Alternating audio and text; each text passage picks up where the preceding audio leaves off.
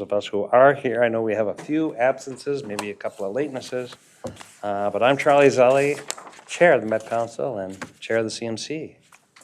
Reva Chambliss, Vice Chair of the Met Council, serving District 2. I'm Bill Blonigan, the Mayor of Robbinsdale. I'm Therese Kaiser, council member from Ward 1 in Crystal. Connie Sahibjam with MnDOT, Department of Transportation, Metro District. Can I send a safety message out? Yes, please. As you know, this is kind of our bigger snowstorm that we've had. Last year, we hardly had any. This is kind of the bigger one, and like many organizations, we're somewhat short in staff and being able to deliver, and I think our guys are doing a great job. This morning, we had 178 plow trucks out there, and I think they've done fantastic. And depending on the type of storm that we have, with the outcome. So anyway, I appreciate the patience, and sometimes they have to go around twice. They can't get to everything at one time, and please drive safe and keep your distance. 10 vehicles to the car in front of you, and sometimes we forget, especially we've had so long since we've had a good snowstorm. So anyway, again, I appreciate the patience and the local agencies who have the same challenges with their roads. So that's all, Mr. Chair. Thank you, Connie. Suzanne Sabatka, Policy Director to Mayor Fry, sitting in for him today. Meg Forney, President of the Minneapolis Park and Recreation Board, and I don't know if it's your department, but I'm looking forward to the naming of the new plows. It's always Coming up again, yeah. That's a highlight. Yeah, it is our department.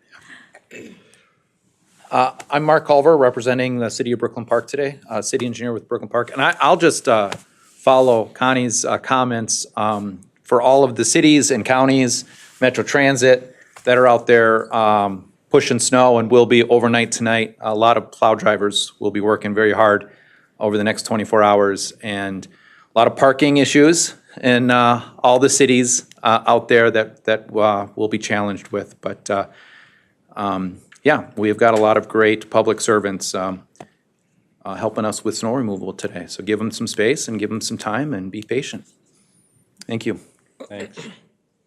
Leslie Kandaris, General Manager at Metro Transit. Thank you, Leslie, and I'll just say it's great to see those plows and buses out and about. I just say a couple of housekeeping things that I always say, that these mics are live. We are broadcasting. So if you're watching from home, feel free to make comments and email us at bluelineext.org. You can learn about the project. Public presentations will be posted.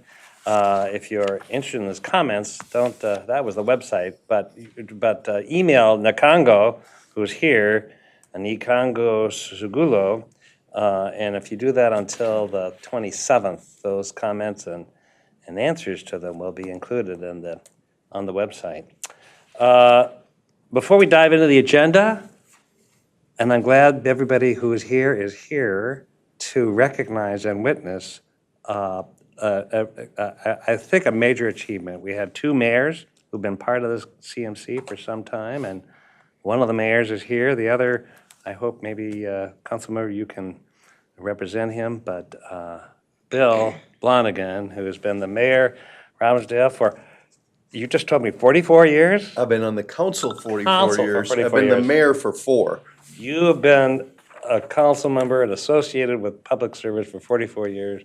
And you have been mayor at this table doing incredible work for your community and for all of us all that time. And it's a great honor that you have been with us. And I know this is your last meeting and you have a few more days as mayor. So, you know, you're not done yet, but but I know for us here, we hope you won't be a stranger. You've been a tremendous voice, advocate for your community, thoughtful questions, and participated with respect and candor, which you truly admire.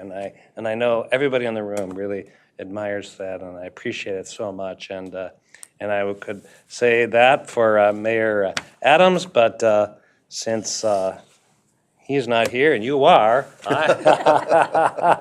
I'm going to have the opportunity to present you with a plaque, which I hope you will have it in a very prominent place in your office. And think of us. It's a very nice plaque. Thank you very much. Maybe, can you take a picture? All right. We have an official photographer who's named Reva Chambliss, and she is going to take a picture of us. And, that's why we were primping in the back room here. To the left, please. Oh, okay. Which way? This way. All right. Let's do All right, that there you here. go. All right. That train, yeah. Thank you.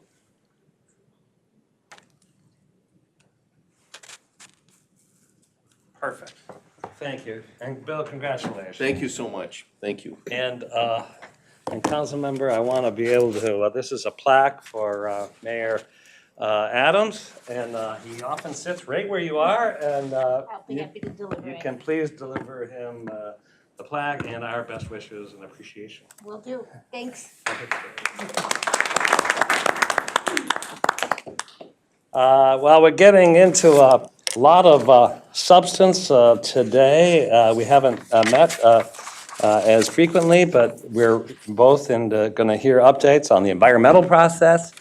We're into some serious design considerations, and we want to spend a little time on that.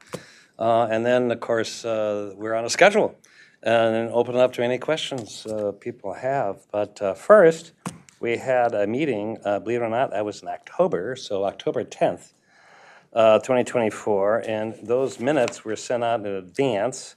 And if there's any edits or corrections, let us know. Otherwise, maybe I'm talking to all the council members here, the community members, those who would entertain a motion to accept the minutes in a second. Not hearing any changes, I move to approve the October 10th minutes. Thanks. Is there a second? Second? Thank you. All those in favor say aye. Aye. Opposed? All right, those minutes are approved. Okay, on to reports from our community and business advisory committees. And I know Jonathan Hansen and Dan Dewar were going to give reports, but Nakongo's saying they're in a snowbank. So no, they're not, but they couldn't get here today. All right, so we know that they've had some meetings, and they had a meeting on and a kind of update sessions on December 10th and December 11th. So we will take their comments later if they have any, but I think we'll get into the substance of some of those key topics later.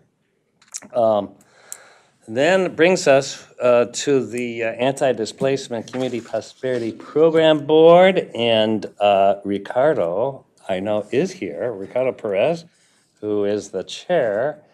A, thank you for chairing that group. And B, to coming and joining us. I know this table is not you're not a stranger to this area, but I appreciate you and your role to tell us kind of where we are. Awesome. Thank you. Thank you, Chair Selly and members of the CMC. Great to be here with this new role. Indeed, I am no stranger to this space.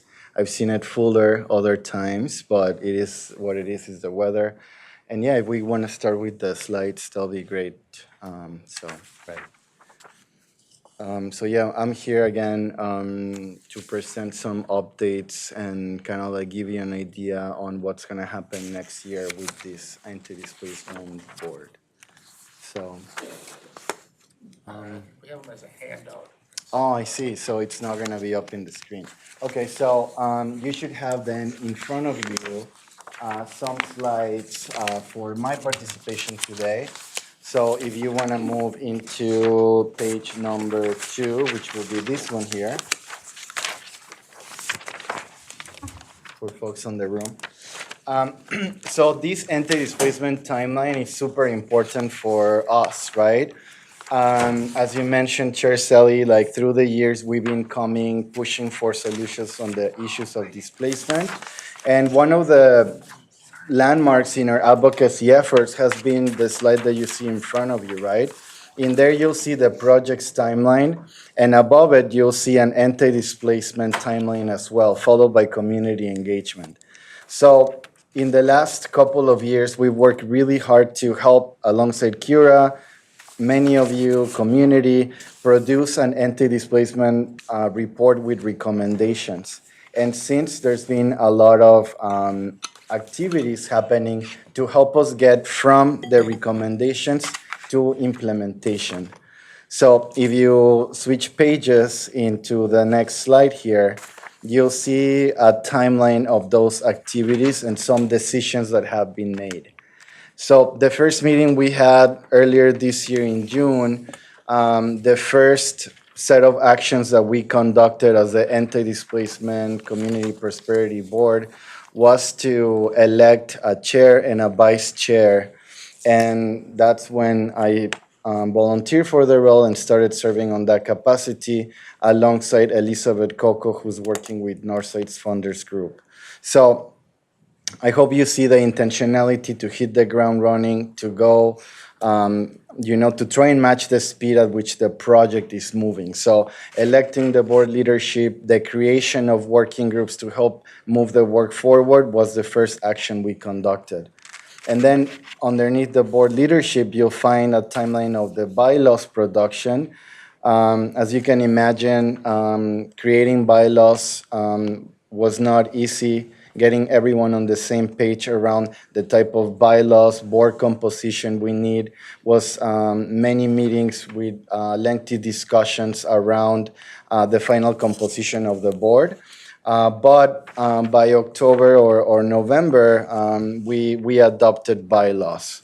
So that was a huge thing for the board as we're setting it up for it to be successful moving forward and not just on this moment. And very importantly, the bylaws do reflect the main sentiment in our efforts, which is to keep this board being led by community. And we'll see here in a second what have we done around that. The other thing that we've done since we started meeting as the board is for us to adopt our funding priorities, which, as you can see, came sooner than the adoption of the bylaws. For us, the really cool thing about the board is that the board itself is not random people who are volunteering their time to serve on this space. But the board is the working group that co-created the anti-displacement report and recommendations. So many people on the board are coming with this historical knowledge, this memory about why anti-displacement. And that has allowed us to move quick on identifying these funding priorities.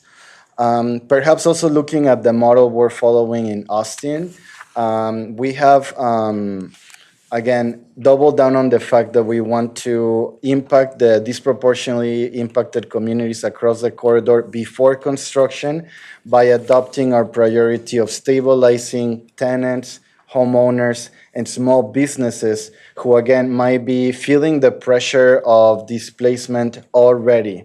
We know that displacement occurs not when you break the ground, but when you announce that there's a line coming through your city, through your neighborhood, through your county. So again, those funding priorities have been adopted. We want to stabilize tenants, homeowners, small businesses across the corridor. And in order for us to release this funding into community, we have also directed Hennepin County staff, and we have been meeting as a program and finance working group and committee to produce the grant application that will be used for people, businesses, organizations, whomever, to apply for this anti-displacement funding. We don't have a date yet in which, in when the grant will be published, but in there you'll see the ongoing work that we've been conducting to get there. So, moving into our next page here is page number 4. After the adoption of the bylaws, this is the composition that the board will continue to pursue moving forward. So again, when we were at the Capitol earlier this year, something that was important to everyone was that this effort stayed led by community. So again, this composition is a reflection of that. We're hoping to onboard and to have ongoing participation from 8 community members, corridor-wide. We also want to see 6 members of the business community populating this board, and then 4 members of nonprofit organizations to serve on the board. All of these members will be nominated by the selection committee, and they're going to have staggered terms moving forward. So again, huge deal for us. After many discussions, this is what the composition of the board being led by community looks like. And then under that, you'll see the government agency, government experts, 7 members. Those will be appointed by government agencies. So again, I just wanted to make sure that you have that in front of you. Maybe to add here real quick, just to give you some info real quick, the board is meeting monthly. And alongside the board, we have also set energy to have some working groups and committees who will be feeding the work of the board. And your government staff, nonprofit organization, business community, community members are already populating these bodies. We have a policy working group, we have a communication working group, and the program and finance committee. So again, our idea is to build synergy amongst all of these bodies with the CMC as well, so we can de-silo anti-displacement from living only in one space for it to be spread across all of the areas of the project where it can. So the last slide we have for you on slide 5 is just giving you a glimpse into what's going to happen in 2025, right? And again, this is just as we're envisioning it. This is not set in stone, but we do know that the application for funding is going to go live hopefully in the first quarter of the next year.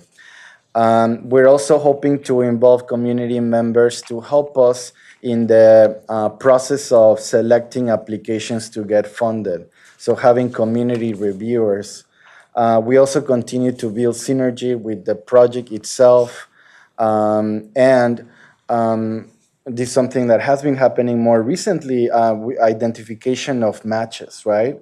So as you might remember, the 10 million that we have on this anti-displacement board, we cannot just tap into it immediately, but we need to find matches to unlock the dollars. So that's why we want to continue to have coordination between us and you and everyone else involved so we can tap into the potential of what's happening. So to finish, I do want to note that recently, right, within the last month, we did hear of a possible match that's moving forward with the city of Minneapolis and the Anti-Displacement Board. So again, we celebrate efforts from Councilmember Ellison, who is now present but has been championing anti-displacement for a very long time. We appreciate the mayor's office also in identifying $200,000 for anti-displacement activities to help alleviate the impacts on the previously impacted route of the project, right? So we know that as this conversation is unfolding, there's been like a public, awareness on the fact that Hennepin County is intending to bring another $200,000 alongside the city of Minneapolis to put forward $400,000 that the board could match for anti-displacement purposes, right? So again, this initiative with the city of Minneapolis, Hennepin County, and the board continues to show us why this matters, why this is important, and we're excited to see the impacts of these type of initiatives, right? So I just wanted to say, I really hope that the board can continue to come to the CMC to give you updates. And I really hope that this space can also serve as an opportunity for you, elected officials, or you, city staff, to bring information in this space to inform us around your own activities, to identify matching dollars, or identify policies or synergy between the work that the board is doing and the work that the CMC is aimed to do next year. I guess there's also a slide for you to check out all of the details in regards to the board, which now live at yourblueline.org. You'll find the whole website listed there. But yeah, that's the update that I'm here prepared to share. So if you have any questions or comments, I'll be happy to take any, so. Thank you, Ricardo, and I really appreciate your giving us an update and knowing how important this work is. And just to remind everybody, you know, there's anti-displacement, there's equity work within the project, but this is kind of outside the project, and it really has been supercharged by this general fund appropriation from the legislature, but it does require a match, so I kind of want to echo your call that we need to be thinking about sources to provide funds that can help match the existing 10 million, up to 10 million for the grants, and that can come from any source. It could be local government like Minneapolis and Hennepin, but also it could be other cities, it could be foundations, philanthropy, businesses. We need to be thinking about that going forward, but really appreciate your being here at the table. Any questions for Ricardo? Go ahead. Yeah, thank you, Mr. Chair. I was just wondering about the Hennepin County funds. Do you know if those are targeted specifically for Minneapolis or if those will be offered countywide? Chair, Sally, members of the CMC, Mark. The way that I'm understanding it, it's like this initiative and these intentions coming from the city. Okay. And it seems like based on the city of Minneapolis identification of those dollars, the county wanted to match them for Minneapolis specifically and the previously impacted neighborhoods from the previous alignment. So I think like that's what I know. However, I'll say this though. We haven't, as the board, right, we are following our process to create the application, the community reviewers. The board did produce a statement ensuring that everyone knows our commitment to matching dollars, as the Chair Sally mentioned, from wherever it might come from. So all that being said, I think this one is very intentionally trying to impact these neighborhoods. But we haven't received a formal application yet. I think some of those details are still kind of like unfolding. And yeah, I guess like that's what I will share about that, so. Thank you. Yeah, no problem. Maybe just to add there, we understand and we know very clearly that we refer to Minneapolis being like the epicenter of the impacts, right? Like even where the train is going to go through, et cetera. But everything we do, it's very much connected to the fact that our efforts are corridor wide, right? And as you can imagine, you know, we do need to make room to ensure that everyone remembers that. But I do feel like everyone is in agreement that that's the case too. So I do feel hopeful that we can continue to find these matches to hit the whole corridor, right? So, yeah. Great. Riva? Thank you for that presentation. I know the work that has been done by the anti-displacement group so far has been very good. And it's a good model, not only for our corridor, but for similar projects in other states. I do have a question about the board composition. I noticed that you have 4 members representing nonprofit organizations.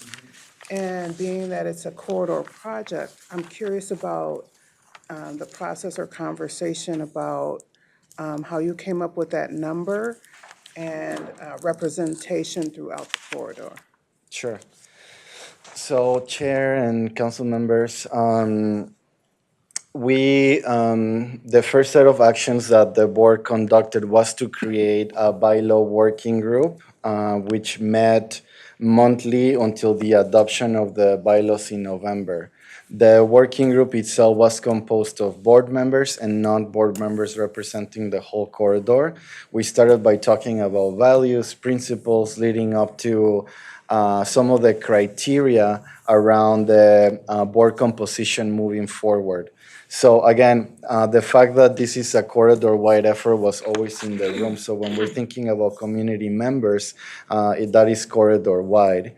And then I believe that the representation of members you see on that slide was trying to balance the current composition of the board. Currently, the nonprofit organizations do take a lot of room in the board, you know, with like 10 members, if I'm not mistaken. And, you know, a lot of them are still very active. Some of them are in the room. but some other nonprofits have already expressed their desire to take a step back from the board. Some others, staff has changed. Some other nonprofits hasn't show up.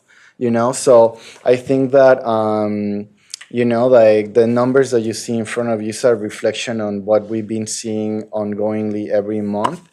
And then maybe I'll say, regardless of the composition you see here, like I obviously work for a coalition with nonprofit organizations. For us, this is an opportunity to activate our networks, right? Who do we know in the Brooklyn School Vida community member, business community, et cetera, right? And then, yeah, I guess like that's what I have there. I can't recall specifically all of the criteria, like word by word, but I'll make sure to send that to you so you can see it and have it accordingly. Awesome, good work. Yeah, thank you. Any other questions? Well, Ricardo, thank you. Congratulations on your good work so far. We know next year's a big year, so. Thank you. All right, thanks. Let's now turn to our environmental update. Kelsey Young, who's the Blue Line Environmental Manager, is going to give us an update on the environmental process. Thank you, Chair, committee members. When I was last here with you all in October, we did provide an overview of our next steps related to developing the supplemental final EIS. I'll go through these slides quickly, but this is the same kind of grounding information that will, for anyone who maybe wasn't in the last CMC meeting, to understand the context of some of the updates that I'll share here today.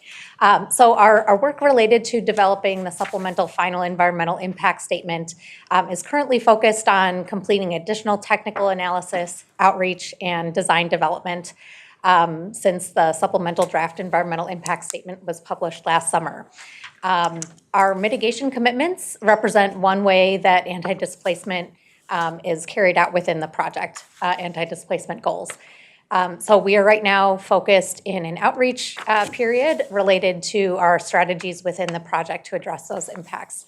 And we are tracking towards publication of the supplemental final environmental impact statement middle of next summer, along with the amended record of decision that would finalize those commitments and mitigation strategies. Our current focus topic is developing mitigation and strategies to address impacts to environmental justice communities. Those topic areas that we are currently focused on, mitigating those impacts related to business impacts during construction, loss of parking, community character, and that community character impact is specifically in that 21st Avenue corridor in Minneapolis, and indirect displacement. So the topic of how, as opposed to direct displacement, meaning property acquisitions with relocations, indirect displacement, what we mean by that is, costs of rentals and property values increasing, and residents and businesses being, pushed out of their neighborhoods. All of the strategies that we are focused on are subject to approval by the Federal Transit Administration, and further coordination with our project partners as well, certainly. The strategy options that we have brought forward in outreach settings here over the last few months, and I'll provide some updates about that, include some potential strategies that we've been getting feedback about, including funding for community programs to offset some of those negative or adverse impacts of the project, cultural placekeeping design groups, which I have a few slides about in this presentation, a storefront or virtual resource center, virtual resource center where people can come get information about the project, get connected to resources, workforce development and local hiring initiatives within the project for construction and in the long term, business support during construction, and parking solutions near Penn and West Broadway. So to go a little deeper into the cultural placekeeping topic, this recommendation for considering how cultural placekeeping and cultural placemaking can be part of the Blue Line Extension project comes to the project via the recommendations of the Anti-Displacement Working Group to find ways to demonstrate interconnectivity of the cultural and physical infrastructure. So this is what grounds us in this cultural placekeeping work within the project. Our goal is to keep the rich culture of the corridor in place and enhance it so it can thrive in the long term, in line with those goals of supporting and enhancing that current community in the Blue Line Extension corridor. So we are looking to co-create some of the design features of the light rail project with community members to represent cultures that are in the corridor. We are proposing a cultural placekeeping design group process that would have one or potentially more of these cultural placekeeping design groups per city. And we would work collaboratively to explore topics such as, what cultures should be represented, visually with the design of the light rail, who should be represented, and what might those visual aspects that could reflect cultures, what would those want to be? What are both the cultures and what are some of the ways that cultures can be visually represented, either current or potentially past histories, depending on the interests of the group members. We are looking for individuals to become part of these cultural placekeeping design groups. We are looking to convene these groups supported by both the project team as well as city and PRB staff, to the extent it sounds like there's interest from all of our project partners in convening and being part of these groups. We are looking for people who have lived experience in the corridor, either as residents or some other connection, as well as interest in providing input and co-creating those aesthetic or visual aspects of the project. We have lots of other avenues, of course, to for people to get involved or provide input about the project. So really, this is a unique opportunity for people who want to have an influence on the way that our light rail project looks and feels, and how cultural identity can be reflected in the project design. So we have a survey on our website now that people can fill out if they're interested. We are also interested if any of our partners are aware of specific individuals or organizations that we should reach out to become part of these cultural placekeeping design groups. To give a little bit more background into what we see as some of the opportunity areas, some of those opportunities include aesthetics of things that appear on the light rail platform. The image on screen here is an example of one of our LRT stations for Green Line extension. And what you see in that kind of upright thing in the middle of the light rail platform, we call it a wicket. There are some, there's mesh that has a pattern that is unique to each station. And so that type of infrastructure on our LRT platform could be an opportunity where culture could be represented through a pattern or other images or shapes that appear there. Potentially some other opportunities in terms of materials or things that are on the station platform. You also see a railing here. They're not necessarily those particular railings necessarily. That is something that we will need to work together to determine, but there could be opportunities for, just to show another example here of how images that reflect a unique identity of a station area might be incorporated into a railing design. This is an example that is more of a landscape element. We're more interested in, if landscape or surrounding natural environments is the desire of the cultural placekeeping design groups, that could be an outcome, but this is more of an example of what the infrastructure option might possibly entail, but we are looking for more cultural representation in those type of elements. So our next step is to gather and form these design groups. Those invitation and applications are on our website now, and again, would welcome input from our partners about groups or people that may be interested in serving on these cultural placekeeping design groups. And our goal is to convene these groups in early 2025, so they can influence the development of the design as our design progresses throughout 2025 and beyond. Other environmental engagement updates, we have engaged our business advisory committee and community advisory committees in workshops in November, and then some continued discussion in those meetings that were held earlier this month, and I'll share some updates about that. We also had a workshop with members from the Blue Line Coalition and our engagement cohort, and I'll share some updates there too. We've also been doing presentations to business groups. We also had a community character-focused workshop in the 21st Avenue corridor in Minneapolis. And we will continue that outreach work in the direction of working together with community to define our mitigation strategies within the project. We will continue this work here in the early part of 2025, so those commitments and mitigations can be reflected in the supplemental final environmental impact statement. Some feedback that we heard at the Business Advisory Committee was, of course, focused on some of those strategies for how we can support businesses during construction and set them up for success for the long term. We heard lots of really good input from business representatives. Similarly, we kind of had a broader range of topics that we talked about with the Community Advisory Committee. Again, lots of really good, thoughtful input on a range of topics here that we are exploring how we can firm those up into mitigation commitments within the project.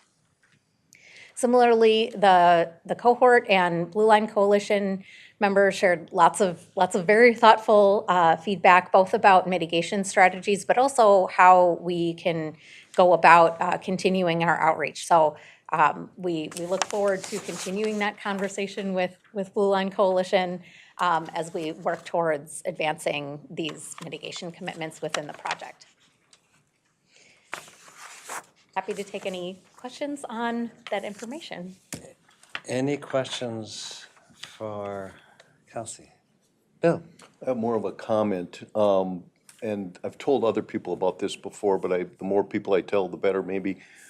Today's weather has reminded me that we are influenced by our northern environment here. And I'm thinking of the fact that Minneapolis is the largest city in the Western Hemisphere that's bisected by the 45th parallel. And maybe it would be a cool thing to have that exact spot, the 45th parallel, demarked or marked as you go across it on the side of the road or the side of the railroad with maybe two poles, or if it goes through the street, a different coloration of the street painted on or something like that, educating the public every time they go by, oh yeah, this is the 45th parallel. I live in this area that's got a culture that's influenced by the fact that we're up here like this. So that's just an idea. Yeah. I love the placemaking, kind of opening up opportunities. I would just kind of remind everyone that there has been a artist in residence program at Met Council where we've had artists involved in a lot of our work with parks, a lot of our policy development and planning has involved artists as way of not just, and this is important to kind of understand, not as aesthetics, but as a way of thinking and about place and purpose. And so I appreciate that we have to incorporate that. And I know that Green Line Extension has some initiatives that we've done and that include actual works of art. Meg? Thank you. Mary Altman, who's with the City of Minneapolis, I don't know what her title is, Art something or other. Yeah. Anyway, we've worked with her extensively in the murals that are, I think we've got 12 of them throughout the park system. And then when you showed the picture of the fencing at the south end of Damacoska also was through her and everything. But anyway, I encourage you to work. She's awesome. Yeah, that's great. Oh, go ahead, Reva. Okay, thank you.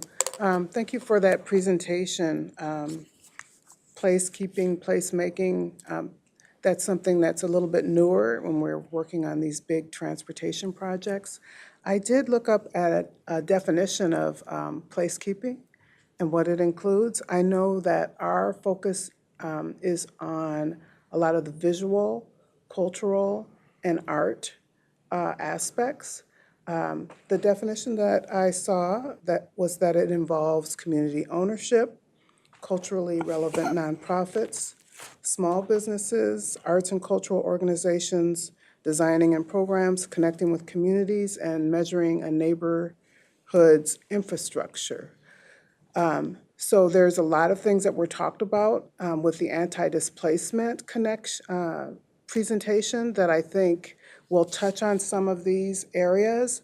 And I think it's important to kind of look at those aspects in terms of working with the different partners and the collaborators and advocates for implementing some of those aspects that don't necessarily fit in with the parts of the corridors that have been physically touched by this project in terms of impacts.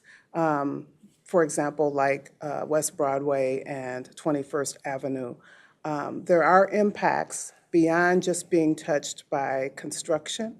And those things I think could be addressed with cultural placekeeping. Great point. Councilmember Cameron, Just welcome. Thank you. Just to add on to that, I think one thing, Vice Chair Chambliss just highlighted some really important aspects of placekeeping, and you used the language co-creation, and I think we want to be careful about that because either we need to ensure that we are really going to intentionally co-create, or there are challenges within the design aspect of station design where it is very restrictive, and we have to be in compliance with so many different things that co-creation doesn't exactly capture what that relationship might look like. And I think you want to be careful about using that language because you want to be able to manage expectations of what can and cannot be done, where there might be other parts of the project where we can more authentically engage in co-creation. And so I think I would be careful about using that language because the dynamic of those designs are such that, it is certain parts of the station that can be designed in certain ways. And there's all sorts of, federal guidelines and restrictions of why things can't change. And so being really clear about that at the outset is so important. Chair, council member, absolutely. That's good feedback. Thank you.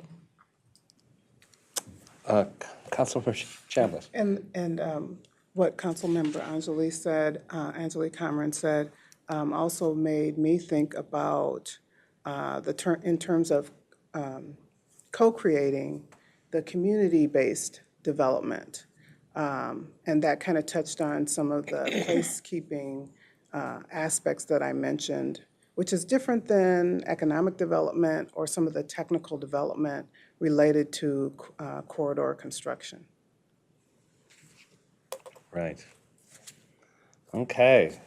Seeing no other hands, thank you so much for your presentation, Kelsey. And we're now going to turn to an update on design issues. And we have Nick Landwehr, Project Director of Design and Engineering. Thank you, Mr. Chair, for the introduction. And yes, today we have a design update, and we'll want to talk about Lowry Avenue Station design. Our process updates you on there and the progress we're making on that. And then 21st Avenue corridor update, just a look at the design that we're working on and a report back on a recent workshop that we've had with the community. So Lowry Avenue Station design. So through the municipal consent design process and through comments back from our SDIS, requests were made to reassess the Lowry Avenue Station design, to take a look at it and determine if there was other options or better options that could be considered. And what we heard was the main reasons for the concern were, particularly from the Minneapolis Park Board, were the park and trail crossings of the light rail tracks and the impacts that would create.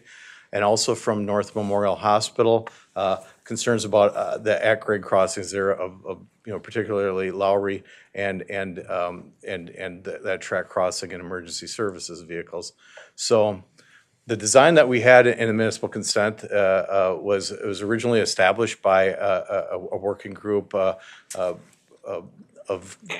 project partners, the cities around there, Minneapolis Park Board and the hospital, and we reestablished that team to take a reassessment, to take a look at the design and look at designs that we had previously considered or evaluated, and also brought up some new designs coming out of that workshop to look at. So as a team we met, we had at least 9 different options to look at. I will say that in the presentation, I'm not going to go through all 9 options. We do have the boards out in the lobby with all 9 options out there to look at. In the handout in front of you, there's a matrix of those options, and we'll cover a little bit about what that, how we prepared that matrix. So, but coming with those 9 options, early in December, we had a community public workshop, had the community come in, very good turnout to it. And some of the comments that we received back from that workshop were, first question is, we have a station, we've identified Lowry Avenue as a station location, and the confirmation is there is support for a station at that location. So that's very key. But we also heard support for both the existing design, and then as we go through all the different options or go through options, there also heard support for an option H. So this is the evaluation matrix, again, in your packet in a 11 by 17. We do have it outside on a board also, but it's the criteria or just the items that we evaluated against the municipal design option. So option A was the design that was in our municipal consent plans. So we looked at station accessibility, safety, and experience. We want to make sure that if we're building transit, that we want that experience and have a station that's convenient and easy to get to. Listening to our project partners, we wanted to look at how these designs would impact the park, specifically like the trails and the parkway itself. The hospital, again, the traffic, how folks get to the hospital, how emergency services accesses that hospital. Look at, there's a lot going on in that area with Lowry Avenue, County Road 81, the parkway in there. So what do traffic operations look at, and how do things connect? The neighborhood, how does the neighborhood get around this area and to a station in this location? And then obviously there's 2 newer bridges that were just built. They've been open for about 2 years here, and what are the impacts of that? Our municipal consent design tried to our goal was to keep a very light impact to that new infrastructure that was put in place, and try not to value the investment that's been made there. And then constructability. There's a lot going on in this area, so we can come up with a lot of designs, but what does the construction look like? Is it constructible, and what are the impacts of that? And then not least, but we did look at the cost implications of whether it be higher or lower. So that's how that matrix lays out. A lot of stuff in here, but as we evaluate against the TAN, which is option A, The green indicates that element would be maybe better than option A. Red indicates it would probably be not as desirable as what we have in option A. And that's how this is framed up. So let's take a look at option A, the municipal consent design. One of the key elements here is that station, which you see in the middle of the screen. It's the yellow with the blue line is the light rail guideway going through this area. So the guideway and the station are at grade, kind of below, in between the existing bridges, but at grade. This one preserved the new bridges in place, so we keep the bridges in place, slightly modify the southbound bridge, but then we extend those bridges out to get over the parkway in this area. And wanted to make sure that this design was visible for station access. I do have a little bit better perspective here of that design. So again, the station's at grade. You can see the yellow that indicates where the canopies are for the station in between the two bridges here. And really, this was designed to work around the existing infrastructure. We feel that this design created or creates a potential for more programmable, accessible space in the area than there is there today. And then there's the opportunity with this design and then all the designs to look at what that EMS response route is and timing of how they would get to the hospital. So this is again what was identified in our SDIS documentation and what was in municipal consent. I'm just going to go through a couple different options here just to highlight some things. So one of the things we hear a lot is, you should consider putting in a tunnel, look at, what does a tunnel mean? And just to understand what that means is the tunnel would be a station underground, so access to the station clearly becomes a little bit more challenging. It would require stairs or elevators to get down to a station area or that's in a tunnel.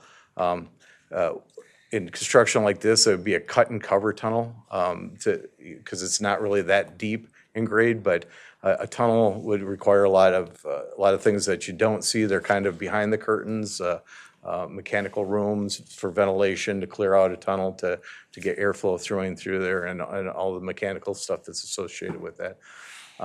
What this does do here, it does grade separate the parkway and the roadway network. So those could stay in that existing condition.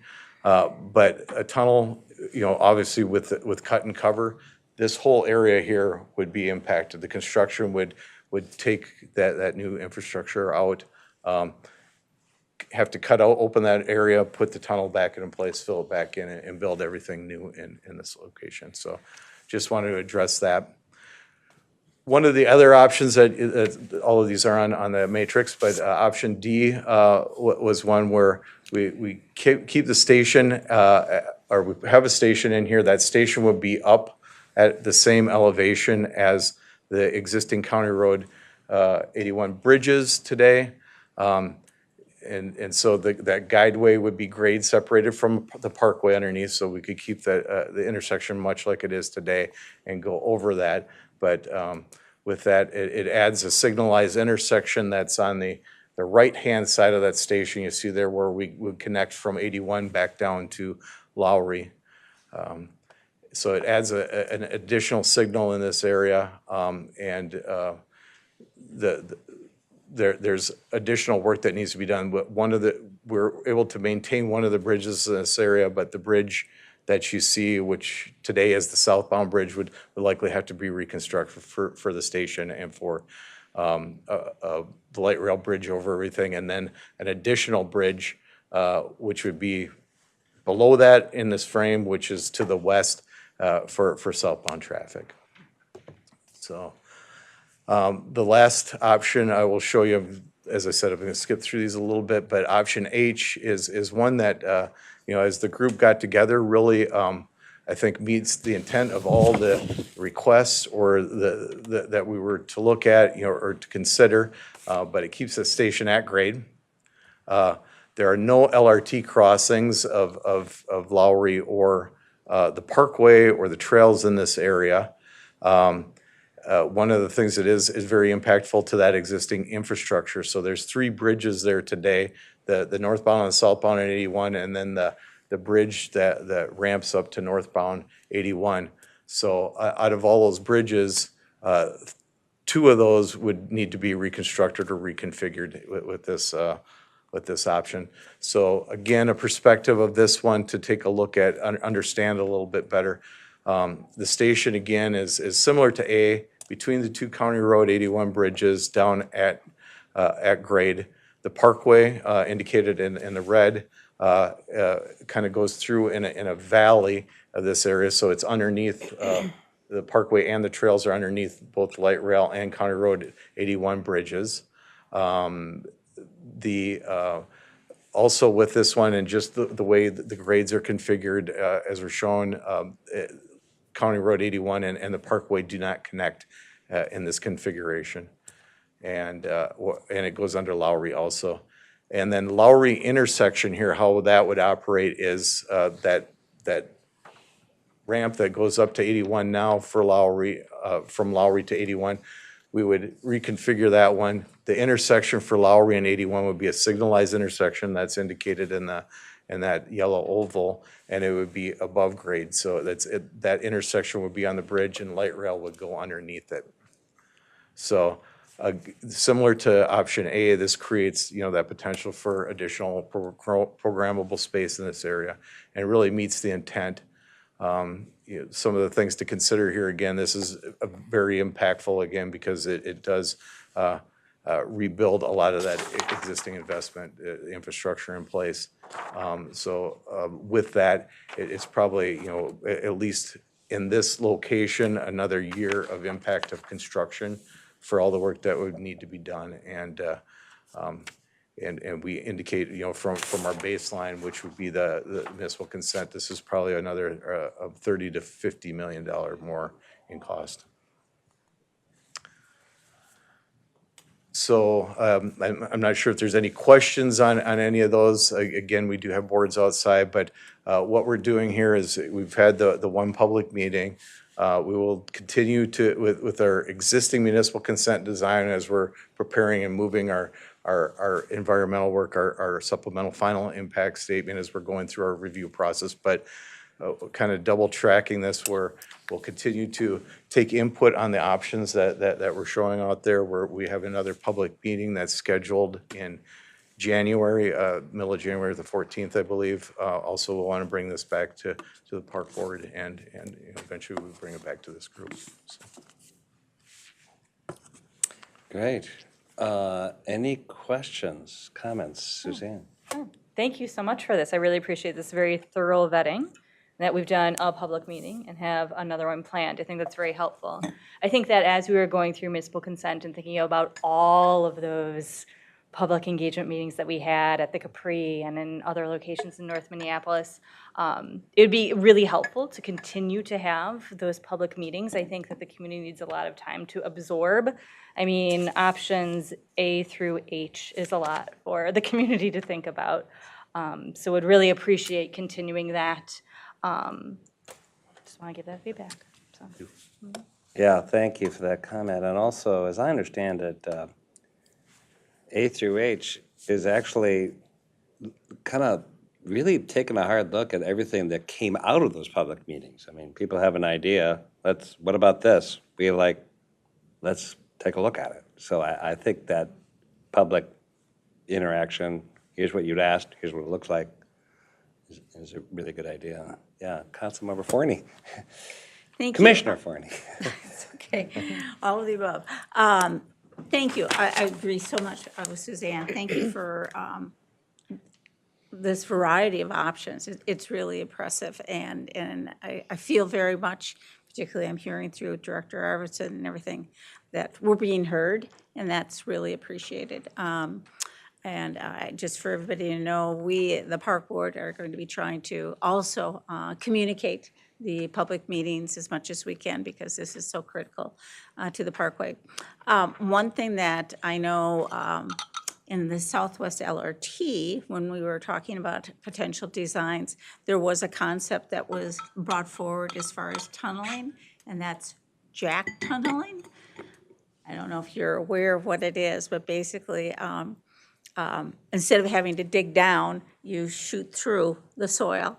Anyway, whatever. Is that I'm talking way the over my. deep tunnel Deeper tunnel. option? Yeah. Is it what? Maybe that's the deep tunnel, I know. You know, I'm not sure, Might have you know, been. what I'm talking about, but it was talked about at Kenilworth, I know that for sure. So anyway, like I say, I'm talking over my pay grade, definitely. But the tunneling option to me has always been something I really would like to advocate. I had the privilege of living in Paris for some time, and, you know, all of the metro is underground there, and we have this little reality, which I think was brought up being the 45th parallel and everything, and that is the fact that a good portion of our year, we're in cold weather. And it's always made so much more sense to me. I wish we had done that downtown. I understand utilities, though, didn't like the idea. But I really encourage, you know, looking at that. And like I say, I don't know enough about jack tunneling, but just something, you know, I'd really appreciate looking at. But this, what is it, option A, does look very interesting. And I really look forward to what the community, you know, has to say. But we have no other crossing, you know, of our parkways any other place in the entire system. So that's why I really appreciate you listening to us, and hopefully we can honor that tradition. Thank you. Thank you. Yeah, thank you for that comment. And also, this is a multi-generational decision, so it's good for us to really look at it carefully. And then I appreciate also, Nick, in your presentation, you're not just what it will look like, but the extent to which the project itself is a major undertaking. And when you talk about option H taking a whole additional year, I can imagine that entire area would be under construction. I mean, yeah, Yes. yeah, okay. Yeah, any other thoughts, comments on that? Go ahead. Quick observation, I couldn't help but notice the hospital traffic, that whole line is green. So it tells me that all these options are better than the one for a hospital. And is it emergency related? What do the hospital folks think about that? It was, the hospital has been involved in these working groups, so Mr. Chair, Connie, we've evaluated them, you know, obviously anything that we can get rid of the grade crossing is gonna be a better, you know, score higher on it. As we quantified the crossing today, or, you know, it's rating emergency vehicles and, you know, private vehicles that would be going to the hospital for emergency. You know, it is a crossing. You know, to put it in perspective, the at-grade crossing, we would have gates in option A that would come down, just because of the configuration of how the trains come out from the bridges. The trains aren't going at a very fast speed as they're coming in at that station, probably 10 miles an hour. But those gates come down. There is that, as the gates go into a cycle, you know, you can't preempt them as they're already in motion. So it takes about 45 seconds for it to go down, come back through a cycle. So an average wait time would be 22 seconds. Evaluation, it's about 10% of the time the gates are down, 90% of the time they're up and operational. So what does the hospital think about it? They're still working with us, but They talk about emergencies, and 10 seconds can make a difference with Yeah. life, with someone's life. one of the boards that we have up there is just also an alternative. You know, most of the traffic that's coming northbound or southbound to the hospital, they go on Abbott Avenue. They turn on Abbott, so that's north of this. There is the opportunity to direct with wayfinding to bring traffic that's coming on Lowry, to bring them to Abbott, as well as northbound traffic, bring all that emergency services vehicles to Abbott, where they would have preemption of that intersection and go in. So there are opportunities to look at alternate routes. Right. Go ahead.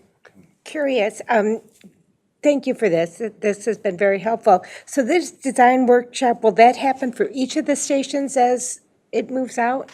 Like, This one is particular to look at the concerns and requests that came out of the municipal consent plans and comments from the SDIS. All the stations, yes, we will workshop with staff and we'll be bringing those out to community meetings. We'll have regular community meetings down the corridor that talk about the alignment, and stations are always a big part of that to get feedback. well, and thank you for that. And each subsequent design workshop, are you going to have as many options? It just kind of seems a little, This particular station, as a result of all of our engagement in the municipal consent process, it was, and this is my words, particularly gnarly in terms of how this puzzle would work. because of the hospital or? Parkway, Okay, hospital, okay. conflicts, emergency, there's a lot going on in this area. Okay, So, thank you. tell me if I got that wrong. So we spent special time to kind of look at, Okay, thank you. we didn't have the same impact. I remember that word gnarly. Yeah, really? Federal. I use it sparingly, but this is one. Yeah, thank you, Mr. Chair. That is about correct. I think we want to come out with, some ideas and concepts. We try not to come out with 9. It's a lot. So, 21st Avenue is our next one. So 21st Avenue update. So our current design that's in the municipal consent plans really prioritizes it going down 21st with the light rail guideway. So if you remember, we look at West Broadway and 21st as a corridor as we're working together. So on this corridor would be light rail, sidewalks on both sides, bikeway, but we get rid of all the vehicle traffic on here. So with the peds and bikes, we want to make sure in this corridor that we have good pedestrian scale lighting in this area, so it feels safe and comfortable in the dark. But this area has a 60-foot right-of-way, and there's not a lot of room in here. So we have 2 priorities to minimize impacts. We don't want to grow that right-of-way or needs for the right-of-way more than we need to. So we want to respect that community, but we want to try to get what we can in this area and make it as best as we can. So this is a perspective of kind of what it looks like, and then you see underground, there's a lot of utilities in this area also, and there's a need to, for a lot of utilities in this area. So we have the regular private utilities of gas, fiber optic, communications. There's actually, CenturyLink has a facility, so there's a lot of communications, fiber optic cables that come down this roadway out of that serve the area of the community. And we see the need for stormwater in this area, that the strip between the bikeway and the guideway as an opportunity for stormwater treatment, so using that as like a best management practice infiltration area. And below that in the purple you see, and in some locations to do water quality rate control, we could use up to about an 84-inch storm sewer pipe. So a lot of stuff going in there, and we want to make sure that it's not under the guideway. So if it ever needs to be fixed or replaced, that we don't have to stop train traffic. So a lot of stuff going on in a tight space here. So just be aware of that, and we want to make the community aware of that too. These are some renderings that we have, perspectives of how that guideway would look in this area, and we've gone. I'll go through this fairly quickly, but these are kind of block by block, and go from east to west down the corridor. And I have a video, so I'm going to go through these pretty quick, and we'll play the video for folks to see. So just gives an idea of how the existing homes in here that you see fit within in the context, how we get in some of the tight spaces, like by the Bell Lofts here, which is the graphic on the left. It's the building, the big brick building in there, and we go through the corridor. And this is a video that we start at 94. So this is the bridge over 94 that will be constructed with the project on 21st, heading west. So we're coming up onto 4th Avenue, where traffic will come off at 21st and be, go either direction on 4th. Faith Tabernacle Church there, Kemp's on the left-hand side. And we're approaching the station at Lindale. So this is how we come across Lindale and approach the station, center platform.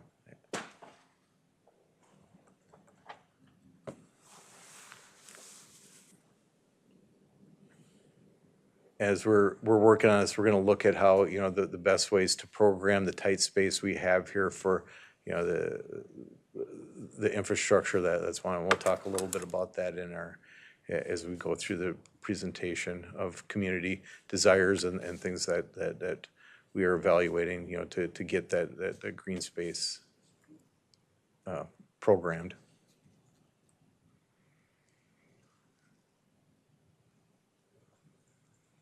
We should have some music for this.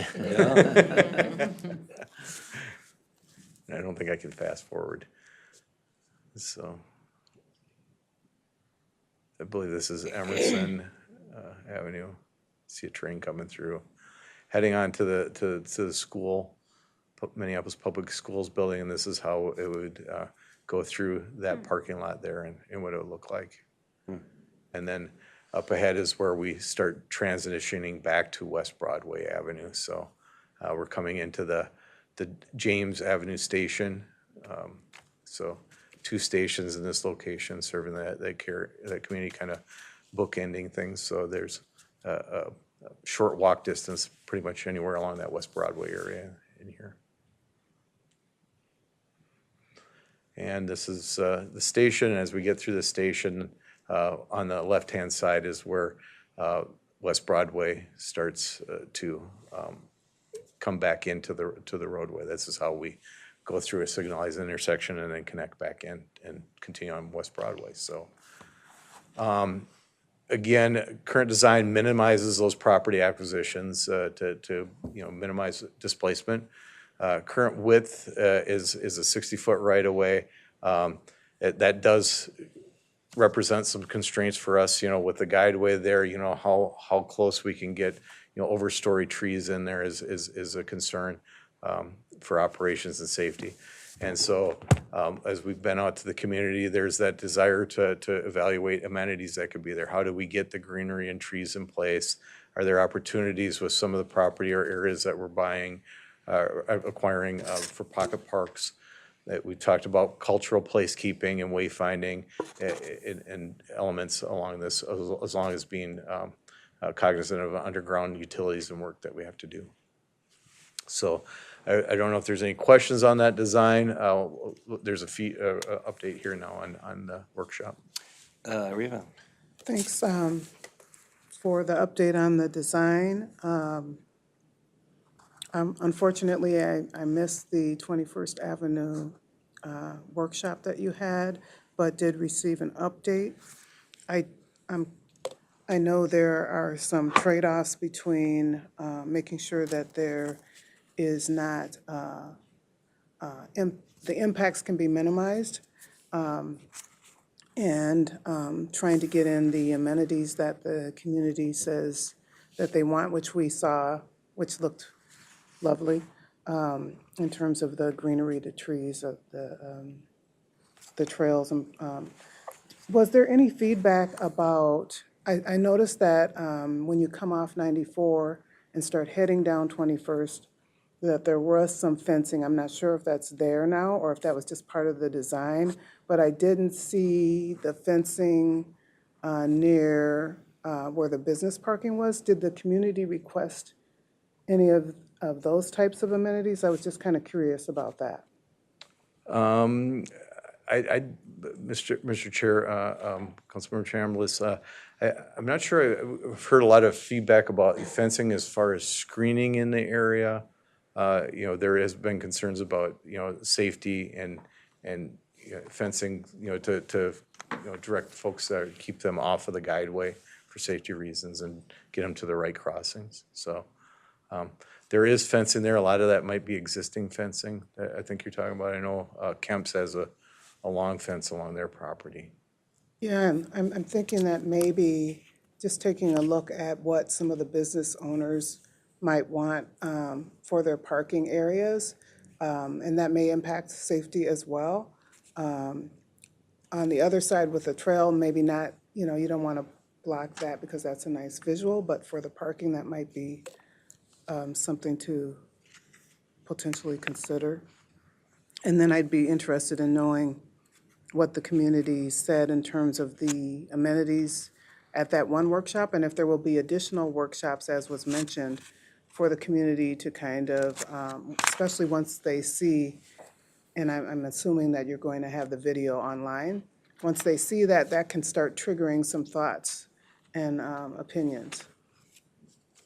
So, Mr. Chair, Councilmember Chambliss, the next part of this will be a little bit more of an update on that workshop here that we had and what we heard. So that we held this workshop last week.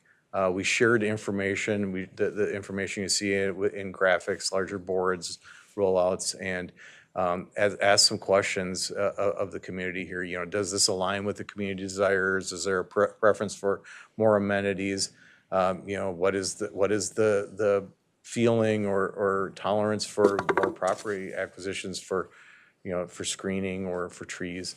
And then project staff, we had a lot of conversations to discuss the current designs that we have and what folks thought of that. So as we got the feedback from the community, there was, obviously concerns of displacement out there and the impacts of the light rail through there of the community and safety.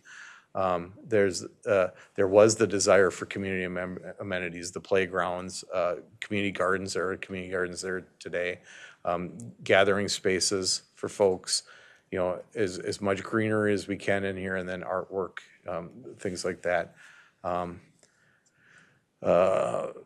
There were folks that wanted us to provide more stations in this area. Our stations are pretty close here. Right now, we originally had a station that was kind of more in the middle, close to Emerson Fremont. We actually, when we pushed them out to Lindale and to James to serve the community better and get an additional station in there. So that's what we'd heard from the community. So, and those are the basis of what we'll continue to work on through design. Great, yep. Thank you, Nick.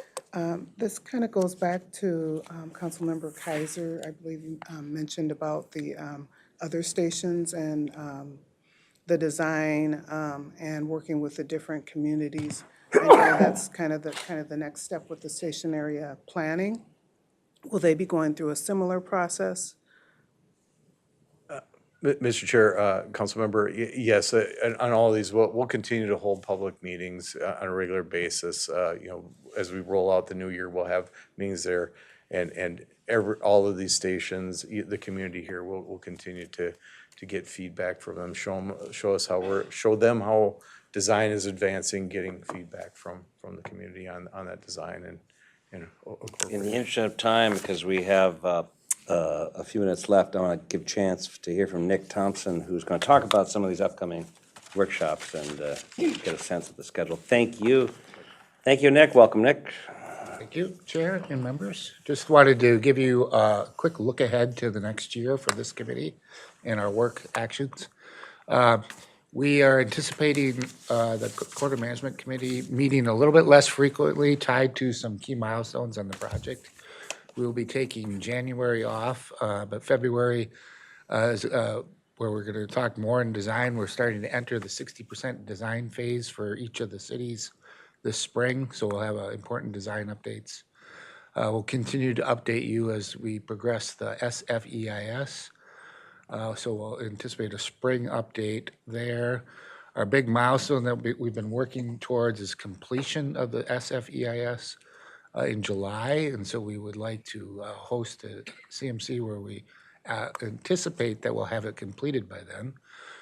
It'd also be the time we would be giving an important update, the next update on the cost for the project.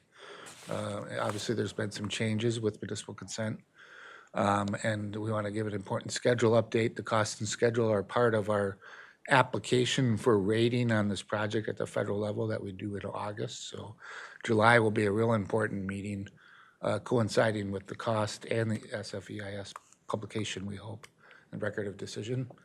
and then continue as we advance the project in the fall, a couple more meetings. Do know that there'll be some changes in membership at CMC, and so if there's new members appointed by our member cities, we offer some, we could meet with the new members before February to kind of give some background on the project and processes, so an opportunity there in January. Otherwise, the schedule this year going forward is what we've been talking about. 2024 was a very successful year. We got through a lot and appreciate everybody's work and hard work, and we have a lot of work to do, but this gets us towards potential procurement for construction in 2026 on the schedule as we go, and 2025 will be busy also, so we'll stand for any questions. Any questions on this schedule? That looks like a pretty full Gantt chart here. And also, refer to Councilmember Chambliss's question. There are workshops now in January, not shown on this. Not shown on here, correct. Yeah, right. Okay. We will continue to chair quite a bit of public meetings, and we'll continue to share those with us as we schedule them. We are scheduling a lot of them now, and that January 14th, I believe, is our next one related to Lowry, but we'll have other meetings in Q1 that we'll make sure that we share dates, and we have our newsletters that come out frequently that also are a good source of that, and also, of course, our project website is where we put all our upcoming dates, so. And our next meeting for this CMC is scheduled for February 13th, so mark your calendars. Is that another Friday? No, it's Thursday. Okay, Thursday the 13th. And with that, if there's any other questions, Mayor, you get the last word. That's good for once. I just want to thank everybody. I want to thank the staff members here for your professional, dedicated, and an untiring work. Thank you to my fellow CMC members for your public servant attitude and your dedication to studying and acting upon these important issues that we have in the committee. And thank you to each and every one of you for the civil attitudes that you've displayed in navigating all the competing interests here. And as each one of us tries to represent something different. So it's been a pleasure serving on this committee for 4 years. Thank you. Thank you so much, Mayor, and I can't think of a nicer message as we enter the holidays. Thank you for your work. Thank you for all of your work. Drive safely, ride safely, and we'll see you at the next meeting. This meeting's adjourned.